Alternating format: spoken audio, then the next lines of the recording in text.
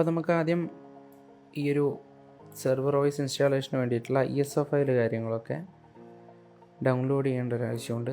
അപ്പോൾ അതിന് വേണ്ടിയിട്ട് നമ്മൾ എന്ത് ചെയ്യുക, ഞാനിപ്പോൾ ഇവിടെ യൂസ് ചെയ്യുന്നത് ഒരു മാസം എന്ന് പറയുന്നൊരു വെബ്സൈറ്റ് ഉണ്ട്. അതാണ് ഞാൻ ഇപ്പോൾ എടുക്കുന്നത്.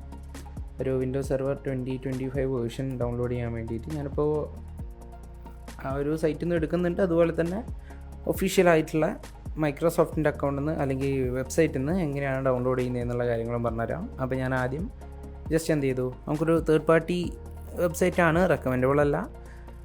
ആർക്കെങ്കിലും യൂസ് ചെയ്യണം എന്നുണ്ടെങ്കിൽ മാത്രം എടുത്താൽ മതി. അല്ലാന്നുണ്ടെങ്കിൽ നിങ്ങൾക്കൊരു പഠിക്കാൻ വേണ്ടിയിട്ടൊക്കെ ആണെങ്കിൽ ട്രയൽ വേർഷൻസ് ആയിട്ട് വിൻഡോസ് സെർവർ തന്നെ ഒഫീഷ്യൽ വെബ്സൈറ്റിൽ നമുക്കൊരു 30 ദിവസത്തിൻ്റെ അടുത്ത് ട്രയലായിട്ടൊക്കെ അവൈലബിൾ ആണ്. അത് നിങ്ങൾക്ക് ആവശ്യമുള്ളവരെ എടുക്കാം.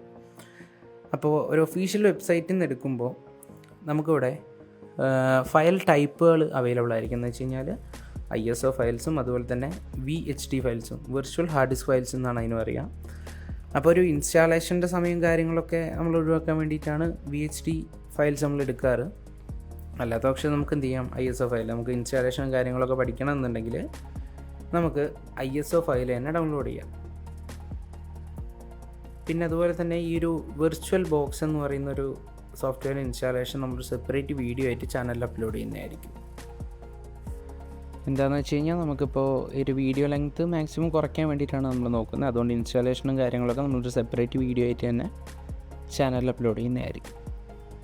ഇനി നമുക്ക് വരുന്നത് ഒരു സെർവർ OSൻ്റെ ഇൻസ്റ്റാളേഷൻ സ്റ്റെപ്സ് ആണ്. ഇവിടെ നമുക്ക് ആദ്യം ഓപ്പൺ ആയി വരുന്ന വെൽക്കം വിസാർഡിൽ തന്നെ ആദ്യം വരുന്നത് ലാംഗ്വേജസ്, അതുപോലെ കീബോർഡ് കാര്യങ്ങളൊക്കെ ആയിരിക്കും.